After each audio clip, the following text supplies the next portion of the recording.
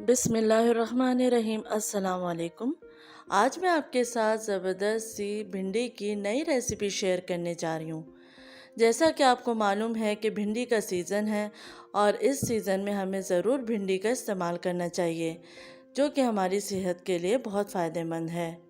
तो इसीलिए मैं आपके साथ एक नई रेसिपी शेयर कर रही हूँ। भिंडी की बहुत सी रेसिपी आप लोगों ने ट्राई की होगी, लेकिन इस रेसिपी से आप ये भिंडी बना के देखिए, बहुत ही मज़ेदार बनती है और सबको ये रेसिपी बहुत पसंद आएगी। रेसिपी स्टार्ट करने से पहले एक गुजारिश है कि अगर आप मेरे चैनल पे नए हैं तो प्लीज़ सब्सक्राइब कर लीजिए, साथ बेल आइकन दबा दीजिए ताकि मेरे आने वाली वीडियो की नोटिफिकेशन आप तक पहुंच सके। और वीडियो को एंड तक देखिए, पसंद आए तो लाइक और शेयर कीजिए। चलिए रेसिपी स्टार्ट करते हैं। यहाँ मैंने आधा किलो भिंडी ले ली है और भिंडी को इस तरीके से काट लिया है। अगर भिंडी लंबी है तो उसको दो हिस्सों में काट लें और छोटी है तो फिर एक ही पीस में रहने दें। तो इस तरीके से हम भिंडी को काट लेंगे। भिंडी को पहले मैंने अच्छे से वॉश कर लिया था और वॉश करने के बाद मैंने इसको काट लिया है। तो एक कढ़ाई ले ली है, उसमें मैंने आधा कप तेल डाल दिया है और 1 टीस्पून सफ़ेद ज़ीरा। ज़ीरे को हल्का सा हम फ्राई कर लेंगे। उसके बाद जो हमने भिंडियाँ काटी थी वो ऐड कर देंगे। अब भिंडी को इतनी देर फ्राई करना है कि इसका लेस निकल जाए। तो मीडियम हाई फ्लेम पे हम भिंडी को फ्राई करेंगे। अच्छे तरीके से आप फ्राई कर लीजिए, मुस्तकिल चमचे चलाते रहें ताकि भिंडी का लेस निकल जाए। जब भिंडी का लेस निकल जाएगा तो फिर हम मसाले ऐड करेंगे।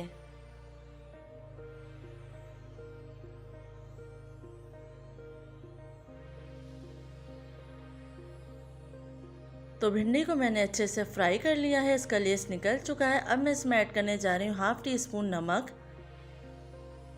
हाफ़ टी स्पून पिसा हुआ धनिया, 1/4 टीस्पून हल्दी, हाफ़ टी स्पून पिसी हुई लाल मिर्च और इसको फिर हल्का सा फ्राई कर लेंगे। थोड़ी देर हम फ्राई करेंगे ताकि मसाले अच्छे से भिंडी में मिक्स हो जाएं। अब आपको फ्लेम मीडियम लो कर लेना है। तो यहाँ पर भिंडी फ्राई हो चुकी है। अब हम भिंडी को निकाल लेंगे। भिंडी को निकाल लिया है। अब उसी कढ़ाई में मैं थोड़ा सा तेल और ऐड कर दूंगी। इसके बाद मैं डालूंगी हाफ़ टी स्पून पिसी हुई लाल मिर्च, हाफ़ टी स्पून पिसा हुआ धनिया और 1/4 टीस्पून हल्दी। क्योंकि ये हम तमाम मसाले भिंडी में पहले भी ऐड कर चुके हैं, तो इसलिए हाफ़ टीस्पून यहाँ पर ऐड किया है। इसको हल्का सा फ्राई करेंगे ताकि मसालों का कच्चापन ख़त्म हो जाए और थोड़ा सा पानी ऐड करके फ्राई कर लें ताकि मसाले लगे नहीं। फ्लेम को लो करके फ्राई करना है। ये थोड़ा सा फ्राई हो रहा है तो हम एक प्याली में आधा पाव दही लेंगे। पहले दही को अच्छे से हम फेंट लेंगे। दही को अच्छे से फेंट लें ताकि कोई लम्स ना रहे और एक स्मूथ सा टेक्सचर हो जाए। दही को फेंटने के बाद अब मैं इसमें ऐड करूँगी 2 टेबल स्पून भुना हुआ बेसन। तो बेसन को मैंने हल्की आंच पे भून लिया था। अब उसको ऐड कर दिया है और इसको अच्छे से मिक्स कर लेंगे। अच्छे तरीके से मिक्स करना है ताकि कोई लम्स ना रहे। जब ये अच्छे से मिक्स हो जाएगा तो फिर हम इसको मसाले के अंदर ऐड कर देंगे। तो यहाँ पर मैंने मसाले के अंदर दही और बेसन का मिक्सचर ऐड कर दिया है। बेसन ऐड करने से भिंडी बहुत मज़ेदार बनती हैं और हम जब गर्म तेल में दही ऐड करते हैं तो दही फटेगा भी नहीं, क्योंकि हमने इसके अंदर बेसन ऐड किया हुआ है। तो अब इसको भून लेंगे, थोड़ी देर भूनना है। इसके बाद ऐड करेंगे 1 टीस्पून कसूरी मेथी और यहाँ टमाटर ले लिए हैं 3 अदद, जिनको मैंने काट लिया है। मोटा मोटा काटना है। अगर आपके पास छोटे टमाटर है तो उनको 2 हिस्सों में काट लें, बड़ा है तो 4 हिस्सों में। और इसके बाद मैं ऐड करी हूँ भिंडी जो कि हमने फ्राई की थी। अब इन तमाम चीज़ों को अच्छे से मिक्स कर लेंगे और मीडियम आंच पे पकाएंगे।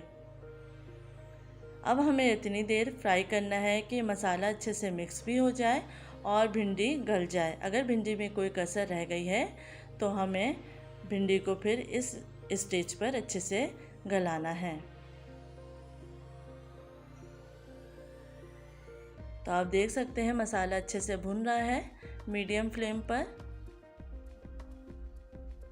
इतनी देर हम भूनेंगे कि टमाटर थोड़ी सी सॉफ्ट हो जाए, भिंडी गल जाए और मसाला अच्छे से भुन जाए।